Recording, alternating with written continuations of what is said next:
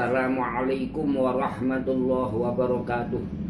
Bismillah, alhamdulillah, wassalatu wassalamu ala rasulillah.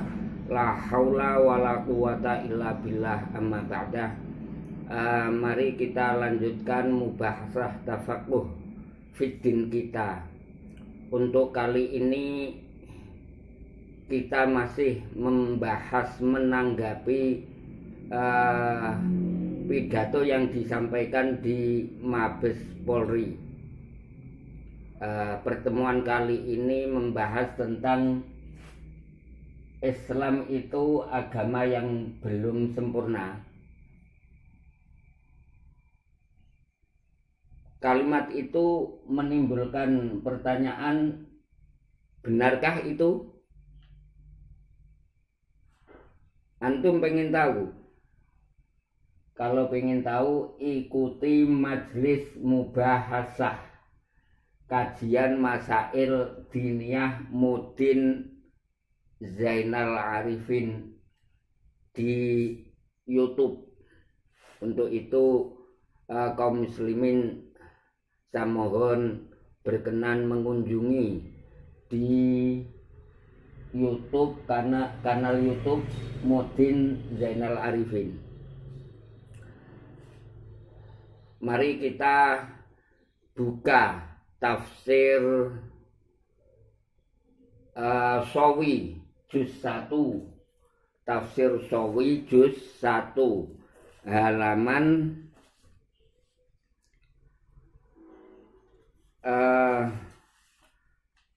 halaman 299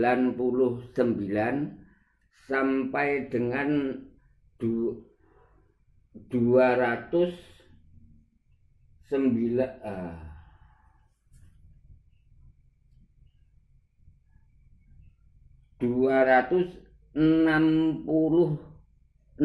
sampai dengan 267.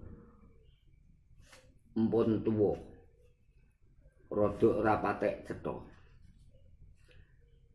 Ayat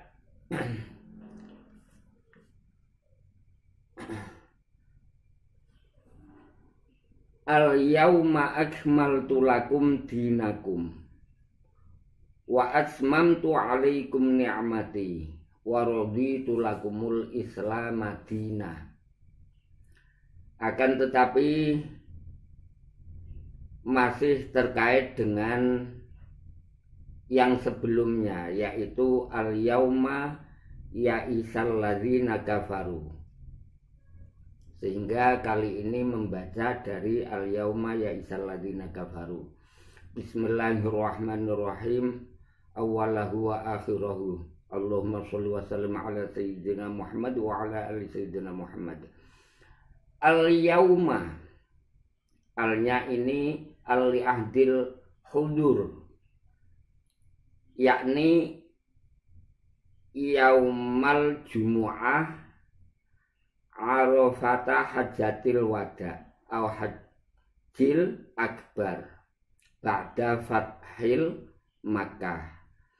Pada hari ini, hari Jumat, bertepatan hari Arafahnya Haji Wada atau terkenal dengan sebutan Haji Akbar. Ya isal ladzina kafaru, orang-orang kafir putus asa. Ai in qata'a tama'ul kufari fi dinikum, orang-orang kafir putus harapannya untuk mengalahkan agamamu, agama Islam. Mereka putus asa lima syahidu min dukhulin nasi fil islami afwaja, karena mereka menyaksikan manusia atau masyarakat sama berbondong-bondong masuk Islam, sebagaimana dawuhe Allah, wa ra'aitan nasa yadkhuluna fi dinillahi afwaja. Wahai orang mukmin, karena kamu sudah tahu orang kafir putus asa. Fala takhshawhum ay fala takhafuhum, maka kamu jangan takut pada mereka. Wahsyawun, ini membuang ya mutakallim, ay wahsyawni, ay wakhafuni, takutlah pada saya Allah. Karena apa harus takut pada Allah? Li'anni malikud dunya wal akhirah, karena saya Allah zat penguasa dunia dan akhirat. Al yauma akmaltu lakum dinakum. Alnya di sini juga li'ahdil hudur, berarti yaumul jumu'ah, yaumu arafah hajatil wada, sekaligus menjadi badalnya al yauma ya isal ladzina kafaru. Al yauma akmaltu lakum dinakum, ay kamadinikum, pada hari ini, hari Jumat, bertepatan hari Arafahnya haji wada, yang terkenal disebut Hajjul Akbar. Aku Allah telah menyempurnakan agamamu untuk kamu. Karena aku telah menyempurnakan agamamu, saya sempurnakan untuk kamu. Fala tantaziru ba'da dzalika hukma, setelah hari ini kamu jangan usah menunggu datangnya hukum. Fa inni qad atmamtu lakum ma qaddartuhu lakum, karena sesungguhnya aku Allah benar-benar sudah menyempurnakan apa yang sudah saya putuskan pada saat zaman azali.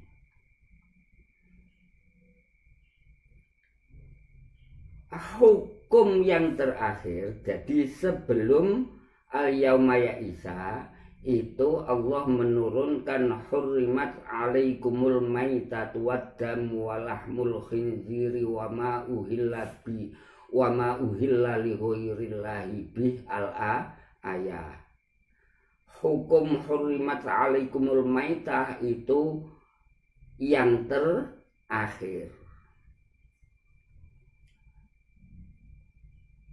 Setelah diturunkan, maka Allah menyatakan bahwa Islam sudah sempurna, karena semua peraturan, hukum wajib, sunnah, haram,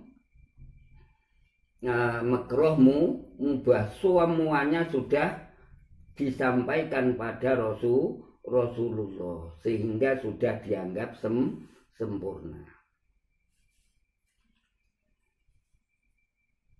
Wa atmamtu alaikum ni'mati ay minnati, aku juga sudah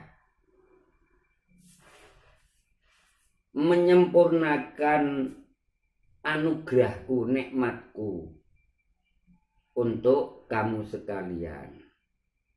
Wa raditu lakumul islamadina, aku Allah juga ridho Islam sebagai agama kamu. Islam sebagai agama kamu, ini kata kunci.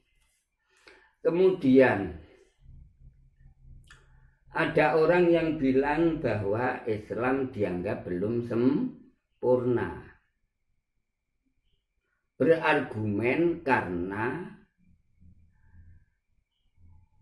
ada hukum yang sudah tidak berlaku menurut dia. Juga setiap saat yang akan datang juga ada kemungkinan perkara yang harus dicetuskan hukumnya. Karena ada perkara yang menurut dia tidak berlaku dan ada yang harus diputuskan sehingga menjadi hukum. Mereka menganggap itu menjadikan argumen dia bahwa Islam belum sempurna. Coba kita pahami, saya beri analog. Saya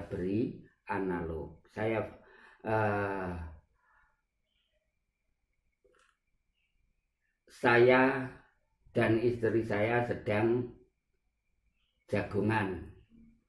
Tiba-tiba bos saya berkunjung ke tempat saya. Akhirnya jagungan orang bertiga. Bos saya dan istri saya. Bos saya menawari saya suatu pekerjaan, yaitu membangun rumah. Gambar sudah jadi. Ini loh gambarnya.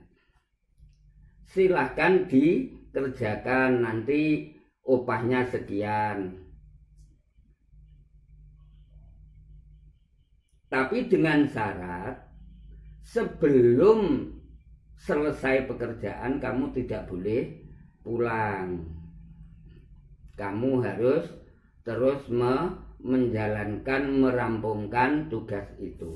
Akhirnya saya sama istri saya rembukan, dan istri saya bilang, ya silakan tuh mas,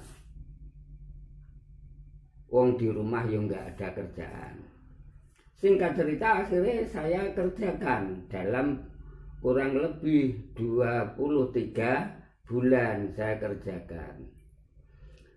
Selama 23 bulan saya mengerjakan dengan sungguh-sungguh.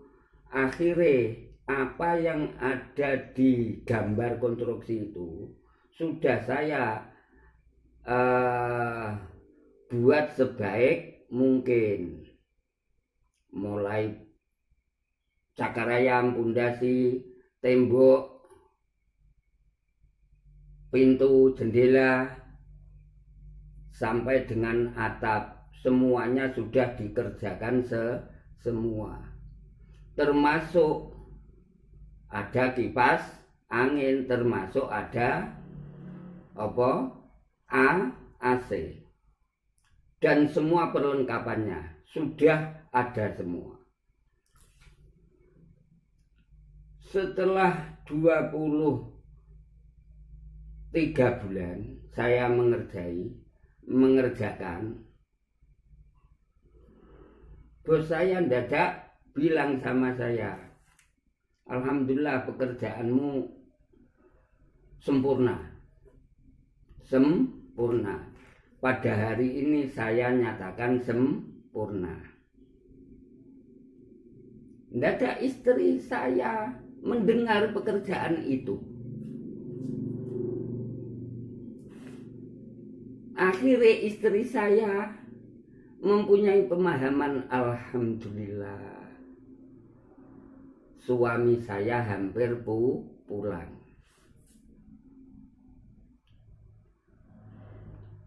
Orang lain yang tidak apa-apa saya, berarti teman dan sohib-sohib saya, mempunyai pemahaman bahwa hasil kerja saya bagus. Istri saya mempunyai pemahaman suami saya mau pulang. Mari kita cermati bersama analog ini. istri saya mempunyai pemahaman suami saya mau pulang. Benar enggak? Benar, karena istri saya memang mendengar pada saat rembukan awal. Pada saat rembukan awal dengar saya dikasih kerjaan, disuruh menyelesaikan dengan sempurna, dengan catatan sebelum pekerjaan sempurna tidak boleh pulang. Lah ini sudah sempurna berarti boleh pulang. Benar.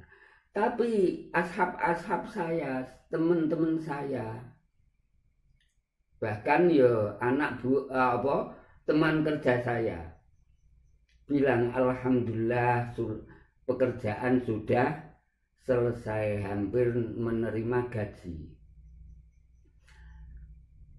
Yang benar yang mana? Maka menurut pemahaman saya, istri saya benar. Teman-teman kerja saya yang menyatakan pekerjaan sudah sempurna, itu ya benar. Begitu juga Islam, ketika pekerjaan semua sudah dilaksanakan, ayat ahkam yang terakhir sudah diturunkan, hurimat alaikumul maitatu waddam walahmul khinzir sudah diturunkan, maka ada orang yang faham, wah berarti Rasulullah mau kapundhut. Yang satu bilang, wah agama Islam sudah sempurna. Maka mana yang benar? Menurut pendapat saya, kedua-duanya benar. Setelah sempurna, tentu Rasulullah tugasnya hampir habis. Akhirnya dipundhut Allah Subhanahu wa ta'ala.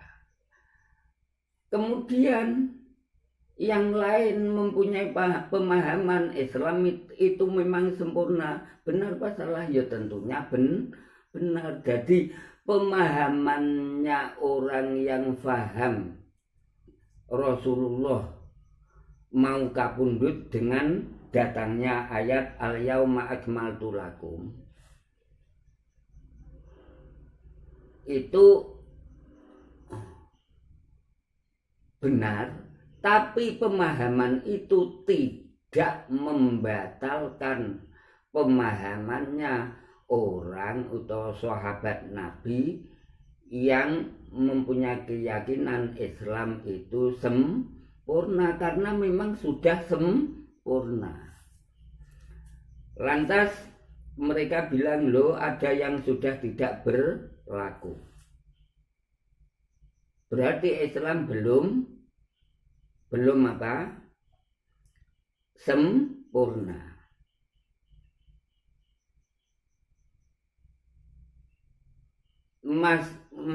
Dalam perjalanannya juga nanti menemukan hal-hal yang harus putuskan menjadi hukum. Itu berarti menunjukkan Islam belum sempurna. Maka menurut pendapat saya, andaikan rumah tadi sudah dikasih AC, sudah dikasih kipas, sudah dikasih ventilasi, musim penghujan, musim dingin, kipas angin sama AC tidak digunakan. Tidak digunakannya kipas, tidak digunakannya AC, apakah menjadikan rumah itu tidak sempurna? Menurut pemahaman saya itu sempurna, tetap sempurna. Kemudian suatu saat ada hal-hal yang harus diputuskan. maka Islam sudah memberi solusi. Kata Rasulullah, taraktu fikum amroini, kitabullah wa sunnati. Aku mewariskan kamu dua perkara, Quran dan hadis. Intamasaktum lan tadillu abada. Kalau kamu mau berpegang teguh, maka lan tadillu, tidak akan pernah. Karena ini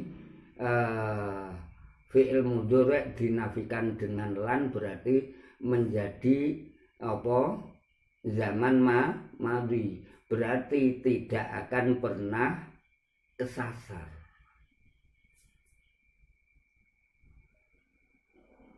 Sedangkan Islam sudah memberi solusi. Ketika ada perkara yang harus diputuskan di masa yang akan datang, dikasih solusi: satu, Quran; dua, hadis; ketiga, ijma' qiyas; keempat, Rasulullah ngendikan al ulama warasatul anbiya. Siapa mengkaji Quran hadis? Ya al ulama warasatul anbiya. Apakah saenake dhewe ulama warasatul anbiya istimbat Quran hadis? Yuti tidak, tetap ada aturannya. Ngoten nggih, tetap ada aturannya sebagai mujtahid.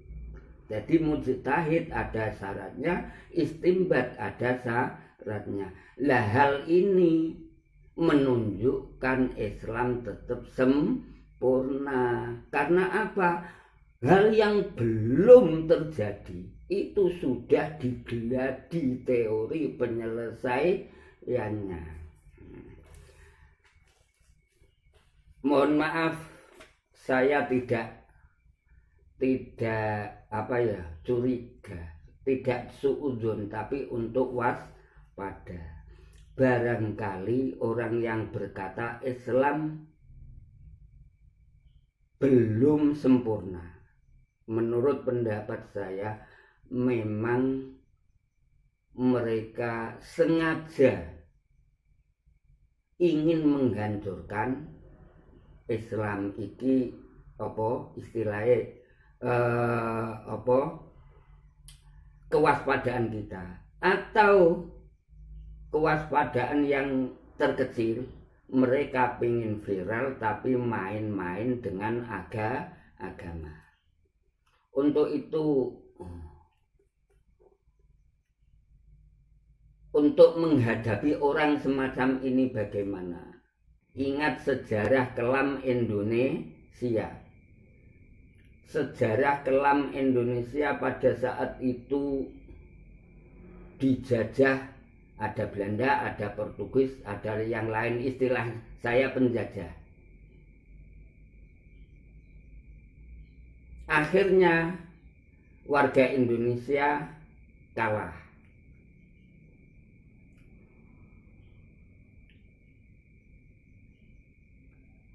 Kekalahan warga Indonesia, kemenangan penjajah pada saat itu apa penyebabnya? Mari kita kaji bersama. Hasilnya untuk menentukan dengan cara apa kita mengalahkan orang yang berkata Islam belum sempurna. Piye? Jenengan wong desa tamatan SD, ya memang saya orang desa tamatan SD, tapi saya tetap berdoa sekalipun orang desa tamatan SD, tapi semoga rasa profesor. Untuk itu jangan sampai yang profesor rasa desa, rasa SD, tapi yang SD bercita-citalah tetap rasa profesor. Kita kaji apa warga Indonesia pada saat itu terbelakang. Menurut pendapat saya tidak. Warga Indonesia saat itu sudah super canggih. Coba kita ingat warga Indonesia yang membuat candi Prambanan butuh berapa lama? Hanya butuh 1 malam. Coba kita ingat Tangkuban Perahu hanya butuh berapa lama? Hanya 1 malam. Kita ingat Sungai Tuntang di Kabupaten Demak. Butuh berapa lama? Hanya sebentar. Kanjeng Sunan Kalijaga nggeret apa? Nggeret apa ya? Tongkate tekene digeret sambil berjalan, sudah jadi sendiri. Itu membuktikan bahwa warga Indonesia top. Lah kenapa kok kalah? Nah, menurut penelitian saya, penjajah menggunakan teori politik divide et impera, politik adu domba. Ternyata setelah menggunakan politik adu domba, warga Indonesia pecah belah. Karena pecah belah, akhirnya ada yang mendukung penjajah.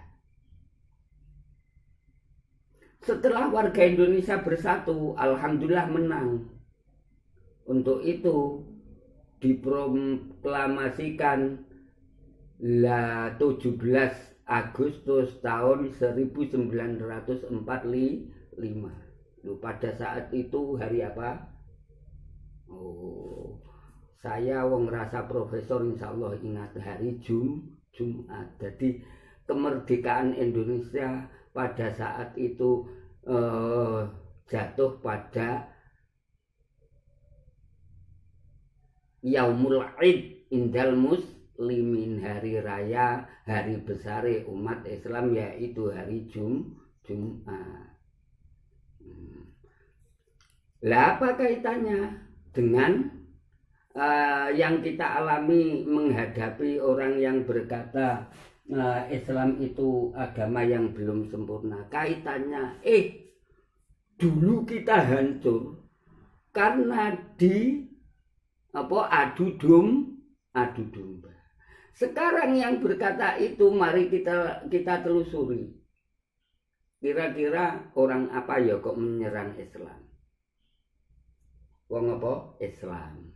Ternyata yang berkata Islam itu agama belum sempurna itu orang Islam. Setelah kita tahu yang berkata itu orang Islam, mari kita telusuri ke atas. Pada zaman Rasulullah juga mempunyai musuh lah, katakanlah. Musuh Rasulullah siapa saja. Maka ada yang musuh yang dari kafir kitabi. Selain kitabi taruh saja musyrikin. 2. Nomor 3, musuh dalam selimut siapa? Munafikin. Orang yang berkata Islam itu agama yang belum sempurna, itu kira-kira masuk kategori yang mana? Kitabi, musyrikin, apa munafikin?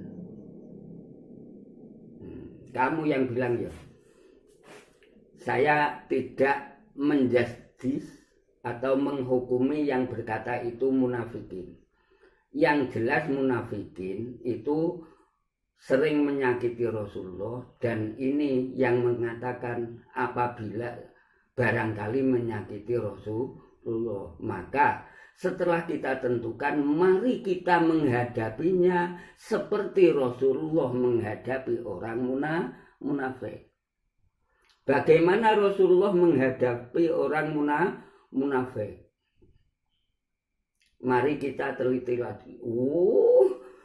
Wong kuwi kulino fanzuru, gunakake pikiran. Sekalipun SD wong gelem mikir ya rasa profesor. Mulakno kowe cepet menggunakan pikiranmu.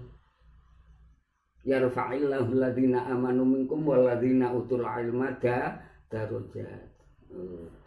gunake pikiran.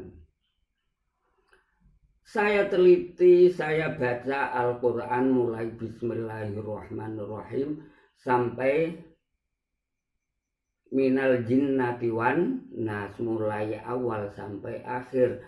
Kapan ada ayat yang membahas tentang orang munafik, saya berhenti. Terus lagi ketika jumpa berhenti sampai surat munafikun, ya saya berhenti malah agak lama. Terus sampai minal jinnati wan nas. Saya menyimpulkan di sana tidak ada satu ayat pun yang menyantumkan namanya orang munafik. Untuk itu, untuk menghadapi orang yang mengatakan Islam itu agama yang belum sempurna, saya mohon kiranya para masyayikh yang pernah menanggapi orang yang mengatakan ini, saya mohon di kemudian hari tidak menyantumkan namanya yang mengatakan ini. Saya mohon, karena ini mengikuti teorine Al-Quran, teorine Rasulullah. Apalagi kok sampai foto bersama, sini yang nasihati, sini yang dinasehati. Akhirnya foto bersama katek dimasuk ke YouTube. Loh, rahasiane apa? Rahasiane otomatis masyayikh sing foto bersama karo apa iki, wong sing ngomong iki iku jenengane memviralkan sing ngomong iki. Mulakno saya usul saya bukan niat suul adab, niat saya taklid atau ittiba sahabat Salman Al-Farisi ketika usul sama Rasulullah ketika mau menghadapi perang Khandaq. Salman Al-Farisi usul sama Rasulullah agar membuat Khandaq. Karena dipandang perlu, akhirnya Rasulullah memutuskan untuk membuat Khandaq, dan perang itu terkenal dengan Khandaq. Nah, itu yang mengusulkan Salman Al-Farisi. Lah saya juga mengusulkan agar apabila memberi nasihat tidak usah menyantumkan nama. Juga jangan foto bersama, jangan foto bersama. Karena apa? Akhirnya nek sampai menyantumkan nama, sampai foto bersama, masyarakat sama tahu. Setelah masyarakat tahu, barangkali akan pikirannya akan macem-macem. Pikiran untuk pengen tahu dan sebagainya. Kalau mereka tidak mempunyai landasan yang kuat, kadang bisa terpengaruh. Itu langkah yang pertama. Langkah yang kedua, juga menurut pendapat saya, ikutlah Al-Quran dalam mujadalah wajadilhum billati hiya ahsan bil hikmati wal mau'izatil hasanah.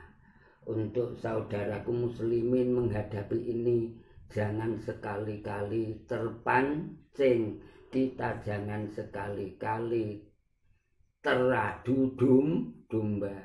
Karena mereka menggunakan ilmu, kita menghadapinya harus menggunakan ilmu. Setelah menggunakan ilmu, penyampaiannya wajadilhum billati hiya ahsan utawa bil hikmati wal mau'izatil hasanah. Untuk itu kita perbanyak mubahasah untuk menanggulangi apa? Orang yang mengatakan Islam itu agama yang belum sempurna, menanggulangi masyarakat kita, warga kita sendiri, tapi tetap tidak menyantumkan namanya orang yang mengatakan ini. Karena barangkali pengen viral, orang ini barangkali pengen viral. Jangan sampai kita ikut memviralkan orang yang mengatakan ini.